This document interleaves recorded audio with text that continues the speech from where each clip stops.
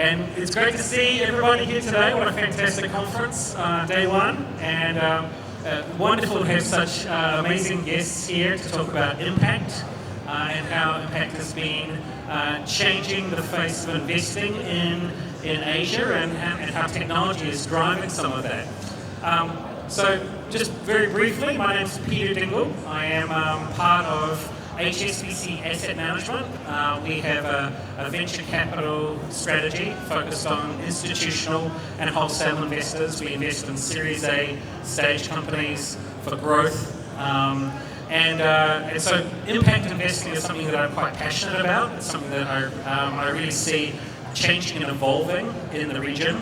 And I'm very pleased to be joined by Cilia and Joseph today to learn a little bit about how the rest of the world is thinking about impact investing and some of the technologies that are really changing impact investment around the world.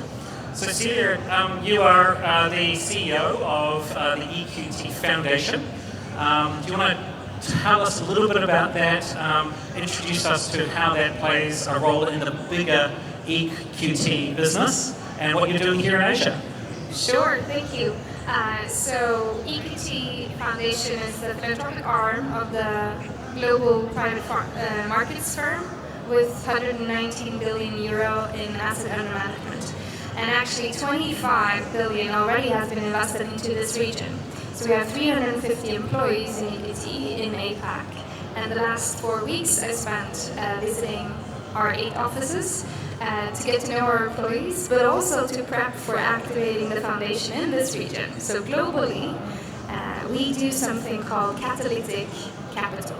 It means that your patient capital at the very early stages, being able to support some breakthrough ideas before they're proven, to really help entrepreneurs get from lab to market.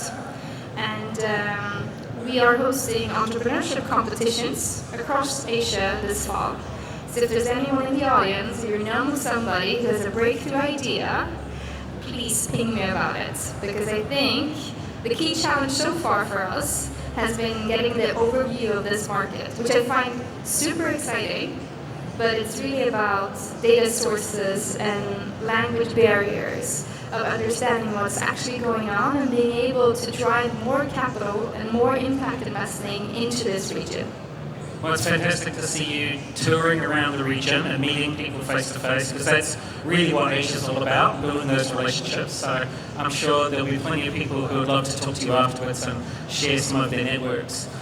Joseph, you're the managing partner of Bits and Bytes. And you've been doing some very interesting things in the agri-tech space. When we spoke earlier, you were sharing some very interesting developments. Would you like to introduce yourself and what Bits and Bytes does? Of course, thank you. So my name is Joseph, representing Bits and Bytes. We are one of the very early pioneers to invest in China's agri-food tech space. We started in 2017. And now we are having a $100 million US fund anchored by Temasek and also China's sovereign state-owned enterprises, Sinochem, to support us to bringing technologies and innovations to this very conventional, traditional agriculture industry in China. And I think with the recent geopolitical issues and tensions that everybody is starting to aware of the importance of food safety, food supply, and food resilience. And that's what we're investing. We're bringing biosciences and data sciences to bring the innovations to help China to really escalate this agri-food tech supply chain. Fantastic. And I want to stay with you for a little bit, Joseph, because not all of us are sort of biotech engineers. So Matt, perhaps you can elaborate on what some of the trends that you're seeing, particularly some of the DNA strain sampling type technologies, and how that might be analogous to the coronavirus and some of the virus sort of protection mechanisms or ways of curing these types of things. How does that relate to food and food safety? Yeah, so I think through the pandemic, we learned a little bit about biosciences. Everybody got some sort of vaccines, and that's the biosciences technologies, how that impacted everybody's life. But the disease is actually, the pandemic is not limited to human, but also to animals and even crops. So for animal, there are African swine flu, there is bird flu that is right now hitting Asia pretty badly. And then in the crop world, in the plant world, there are some deadly fatal diseases that is also impacting the consumers and also the growers. So that's why we invested in a CRISPR-Cas9 company in 2018 that is using a CRISPR-Cas9 technologies, which is part of the gene editing, to help the banana growers to combat a deadly disease that is called Panama disease. It's also a bacteria. It's also a virus, just like coronavirus, but it's spreading out around the world. 50%, more than 50% of the bananas were infected, and so far there's no vaccine, there's no solutions. So the growers can only chop down the banana trees and then burn the land and let the land rest for 3 years. So there is a huge impact on the growers' economic interest, and also that somehow had a huge influence on the supply chain of banana. It's a 26 billion market, US dollar, of the banana world.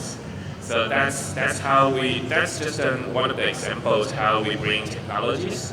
Of course, this is bio-based one, that we're using this RNA interference to help banana growers to combat the fatal disease. And then now they are doing several pilot runs and field tests in Southeast Asia, in Philippines, Honduras, in Vietnam, Cambodia. So that's I think that somehow touches upon the impact we're talking about.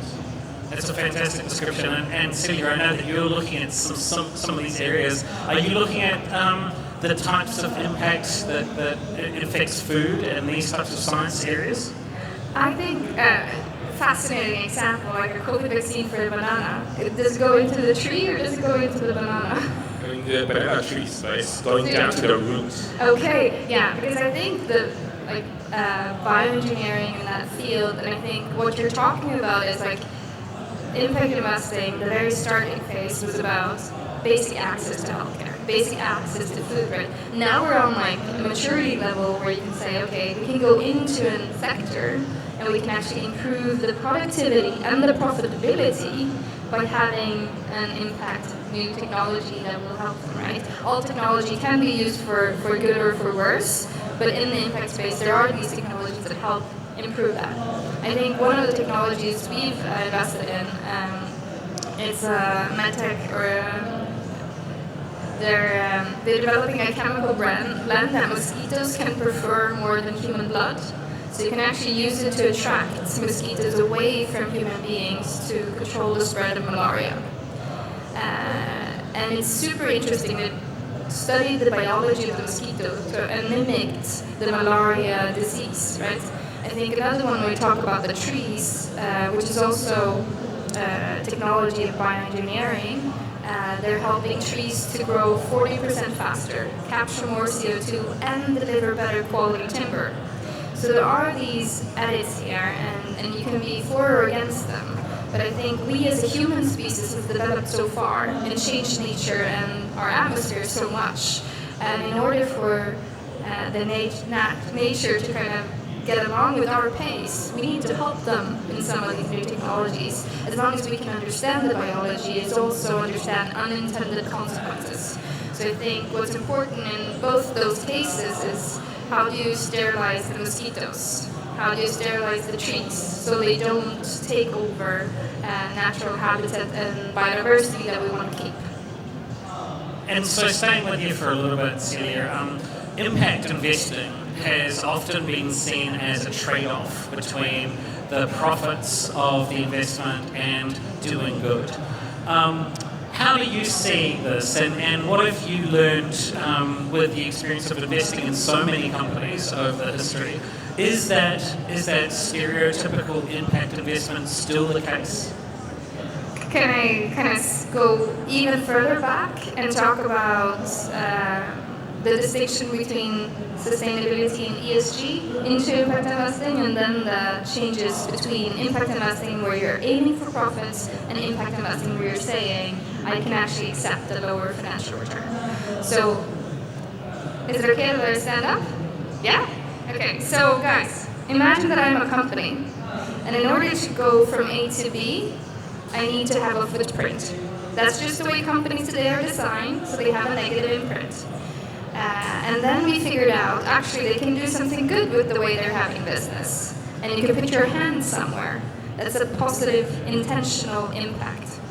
What happened in the very beginning of sustainability and CSR was that a company was stomping in one end and putting their hands doing something completely different that was not integrated in their business. What's very exciting now is that you're starting to change your operations. So ESG and sustainability is only about lowering your footprint. Impact investing is also having a core business that does something positive for society and solving some challenges. So what happens is that we have a world now where companies are learning to reduce their footprint and have a positive impact.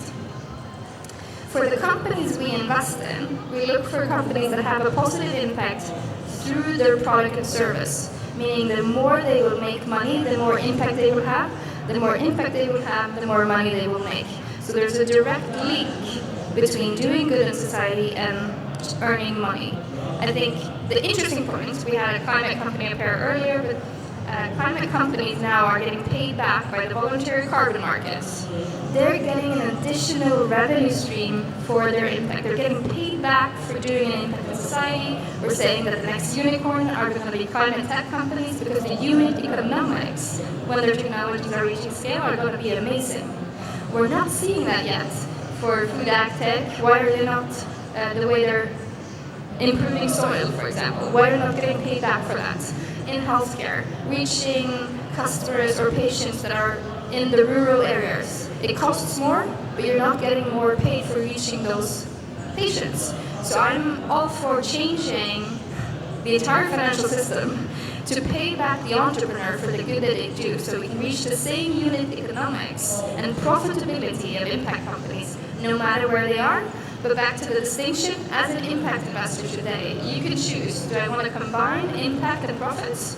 Or do I want to do some of the really hard stuff where we haven't figured out how to pay back for the impact yet?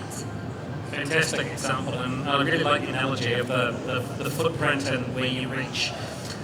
Joseph, China has been making some significant progress in sustainability and environmental responsibility. The world may not be recognizing that yet, but specifically in the areas of food production and agriculture. In your opinion, what are some of the key drivers of the progress that's being made in Asia, and how do you see that impacting the food industry? There are tons of policies from the central government, but I do really appreciate the private sectors that we're seeing the momentum that there are overseas returnees, the scientists returning from the States or Europe, and then bring their technologies, experiences. Many of them work in the top-tier biotech companies in the U.S. or in the Western world, and now they're returning. And there's government support, policy incentives, and then most importantly, the risk capital, there's a community. So I think starting from the late 2019, we're seeing this momentum happening. And this is also a quick response to Cilia's earlier comment that we are seeing some of the Chinese agri-tech companies growing. And then they definitely had a rough, very bumpy starts. But with the support from governments, from the research institutions, from the universities, and the scientists, plus our investments, now we're seeing that really bringing innovations and benefits to the growers. So, and this is somehow related to the investment thesis when we said less is more. So what we're doing is really to disrupt this very conventional industry. For example, China, we use, this is a little bit shameful to admit that we use 3x of the farm inputs, and most of them chemical farm inputs. But our yield is not as good as 3x compared to the world's. But the truth is that the agriculture that's in general in China right now is mostly experience-based. So the growers learn agronomy from their grandparents, from their parents, and they're just using it, and they thought nothing wrong with that. But now we are having the scientists who understand the seed, every single part, the DNA sequencing of the seed, and understand the climate, understand the soil data, and we put them in a algorithm platform that brings digital agronomy to the growers. So the growers, without the experience from their family, that they know what to do from day one all the way to the harvest day.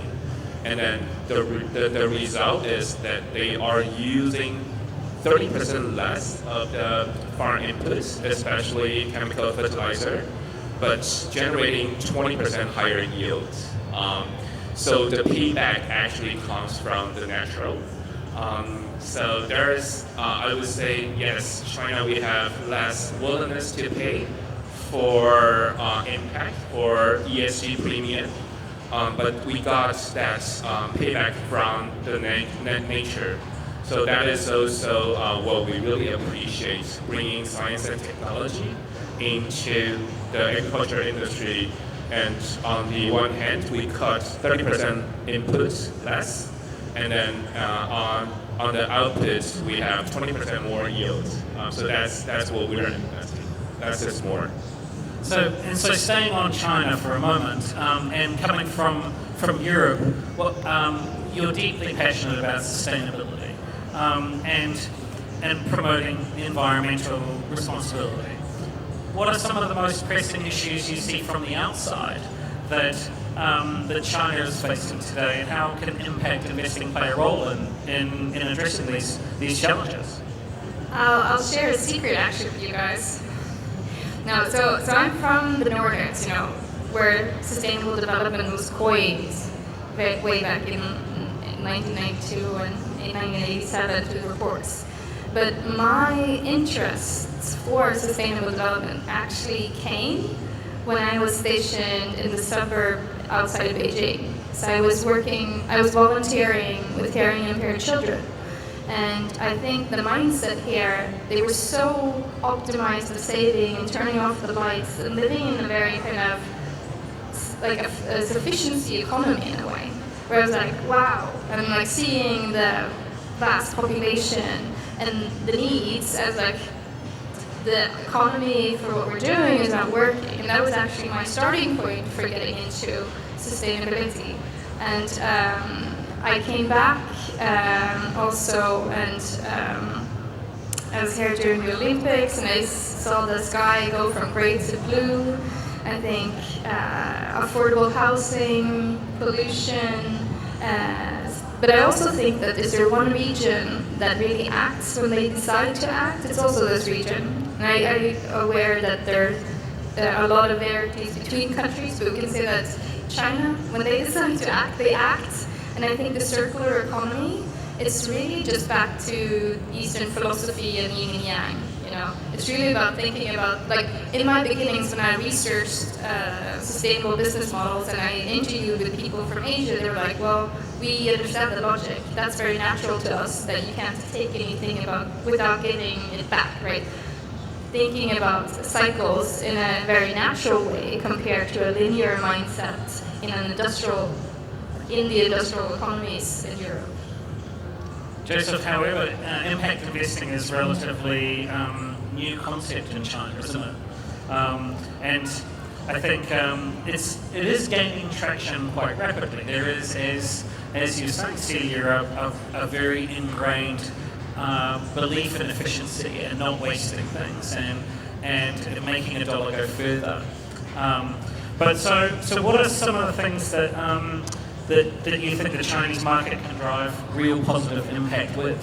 And any specific sectors or industries that you think, perhaps outside of just agriculture, that you think could impact in China? So I'm probably one of the most biased person to answer this because I'm in this agri-food tech industry, and I always supported to use less resources, to consume much less natural resources, but then to generate what we need in terms of human nutrition or animal nutrition. So in agriculture, or the food industry is one of the key contributors to carbon emissions because we do require a significant size of arable lands. But we don't have that luxury, whether in China or in Asia. So I think, but it's a little bit counterintuitive that I would say, yes, this is quite new to China, the impact investing concept. It's not prevailing yet, but we're enough that at least I can speak for the agri-food industry that we have the infrastructure. A lot of the nutrition compounds for either human or for animal is fermented in China. So just like what Cilia says, there is a technology is neutral. We can use the technology to do good or bad. Previously, we used the fermentation capacity in China to ferment antibiotics or something that's not so good for the environment or for a human. But it's the same capacity, the same infrastructure, the same fermentation tanks that we can use them to ferment proteins, amino acids, or peptides. So the infrastructure is there, and they're underutilized. Many of the players who used to ferment MSG or antibiotics, now their facility is underutilized, and they look forward to ferment something with much higher economic values. And that's what we're playing around with. We are bringing the most advanced and sometimes I would say kick-ass technologies, but to use the existing infrastructure, off-the-shelf manufacturing equipment to ferment novel ingredients that is bringing health and nutrition to humans or animals. So I would say we had the existing infrastructure. What is lacking right now is really the science and technology, but thank God the science and technologies are investable and they are portable, transportable. So we can invest anywhere around the world and bring the science and technology to combine with China's existing underutilized infrastructure and bring goods and benefits to the human society. I think that's a really strong point that you made, Joseph, because a lot of investors may shy away from investing in agri-tech or some of these more long-term investments because they're looking for a bit of a return. But combining these new technologies with existing infrastructure enables an investor to do good and get paid, which is really, really important. Cilia, coming back to you, the EQT Foundation has a strong focus on promoting education and skill building in startups, and particularly in underserved communities. So what are some of the most interesting developments that you've seen in this space, and how can we either use or leverage the existing infrastructures but enhance it with education? Yeah, I think education and kind of skills to get work is such a big baseline for getting a job, which can change the lives of people. And I think it's kind of the step before all the other problems starts emerging is giving everybody access. And I think what we're seeing in those spaces, especially with software kind of programs and skill building, is that you can actually have online programs delivered to youth that didn't get into universities elsewhere. Like, I think it's such a pressure on the education system, and so many companies needing people with those specific skill sets. So what we're seeing is actually a lot of growth in those kind of education startups where they are offering a revenue share contract, meaning that you get the education for free and they help you get the job, and then a percentage of your salary goes into repaying the debt without interest, so that you're actually getting that paid up front for your education. And the combination of talking to the companies, that is the demand for the workforce.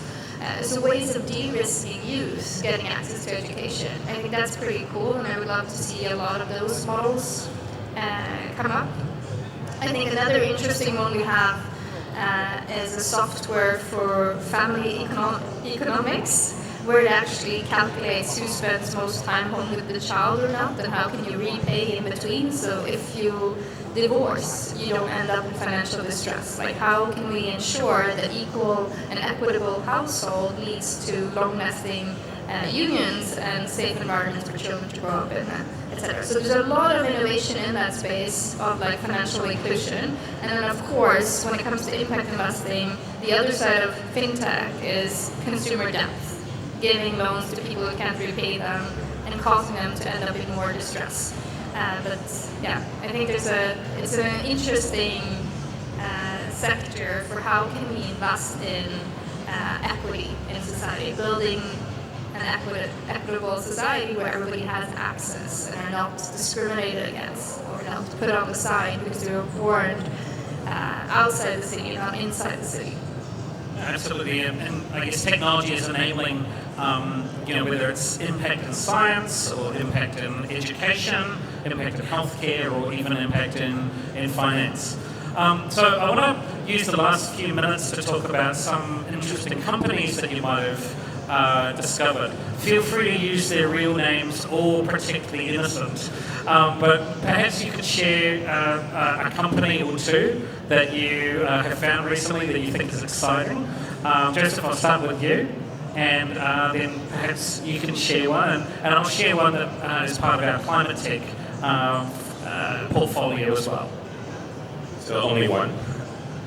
There are a couple of companies that just flash out in my mind, but I will share the most recent one. It's also a science company, but they are, so what we're investing in is really to bring their technologies from lab to consumers. So we found infant nutrition especially important to us. So this scientist is using biosciences to synthesize the compounds that's existing only in breast milk, but not in baby formula. So there is always a gap between baby formula and real mom's breast milk. So we're trying to fill up the gaps, and for every single compound that's existing in mom's breast milk, we're trying to ferment these compounds through biosynthesis process. So now this is one of the companies that we just recently invested, and our goal is really to bring baby formula one step closer to breast milk. And as a result, that's when this compound was commercialized through some of the Fortune 500 company like Nestle or Dingle, that a single compound can increase the annual sales of Nestle for $1 billion. So that's the impact we are seeing. Wow, very interesting. I would like to look at that company. No, I'm going to be quick. We have a super interesting company that I visited, and the founders are amazing. They talk about hiring people with golden retriever energy, like when you get happy to work with together and doing this long term. And I can't say the name of the company because it's just going to be announced next week. But we do these announcements through our LinkedIn page, EQT Foundation. So if you want to keep an eye on new technology, go there. But it's actually mining magnesium from seawater brine. So taking magnesium out of seawater instead of the dirty mining industry and the carbon offset that's going with that, or emissions. So super excited with this company. And magnesium, going into our cans, going into so many things. Car industry wanting to use more magnesium because it's easier or lighter and with reduce carbon emissions of trucks and energy needed. So super excited for that company. Yeah. Wonderful. Well, we've got one company that's out of Tel Aviv called Groundworks Bio AG, which is producing almost like a probiotic for your gut for the roots of plants, and it increases the. I know that company. Yeah, it's increasing the yield of the crop by nearly 30% and reducing the amount of water that the crop requires to grow as well. So we're really excited about that type of company in the food tech space. And then in the fintech space is a great company out of Singapore called BizBaz. They enable people without a credit score from a traditional credit bureau to use non-financial data sets to create credit scores, which enables them to get lower interest loans from rural banks in Indonesia or access credit where they otherwise wouldn't be able to. There's a dozen other companies that we've got in our HSBC asset management venture capital portfolio. If you'd like to know more about that, come and see me afterwards. I definitely want to leave some time for questions, and I know that we do have someone in the audience with a microphone. So if anybody has got a question that you'd like to ask Cilia or Joseph or myself, or generally you'd like to make a comment about impact investing, just put your hand up and we'll run the microphone over to you. We've got one here at the front. My good friend Max. I have a microphone here.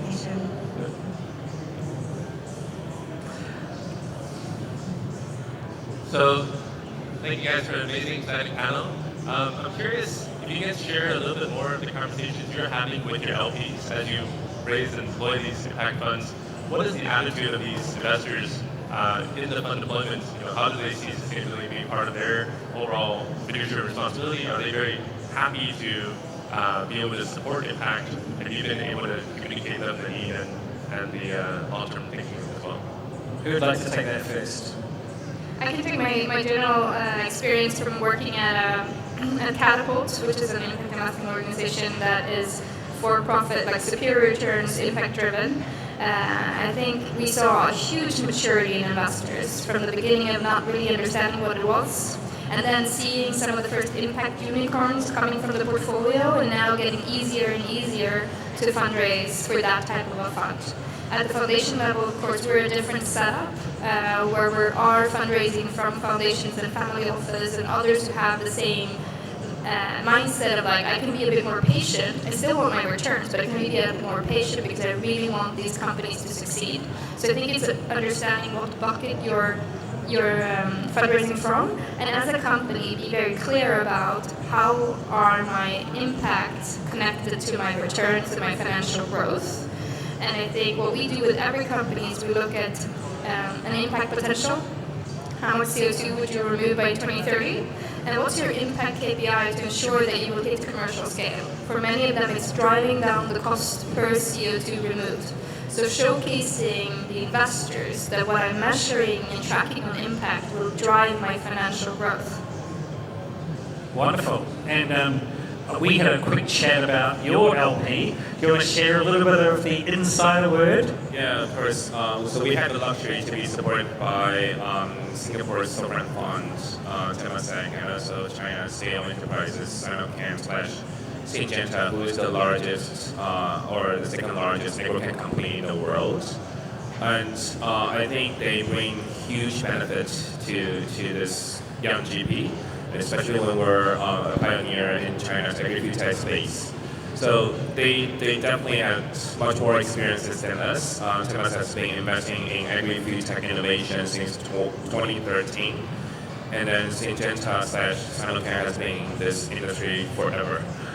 So the experiences that they share with us is super valuable. That are calm prices. And I especially appreciate that they not only just share the successful ones, but also the failure ones, because that's something you can't read or you can't buy. But that's really valuable to young GPs. So they would. I don't think in this industry right now we can find a secret recipe or formula, to replicate any kind of success, but we can use the collective wisdom and to avoid making the repetitive mistakes. And that's why we keep a very close relationship with our LPs, because they have a global angle. Temasek is the investor of many agrochem companies or the grain traders, so they really have they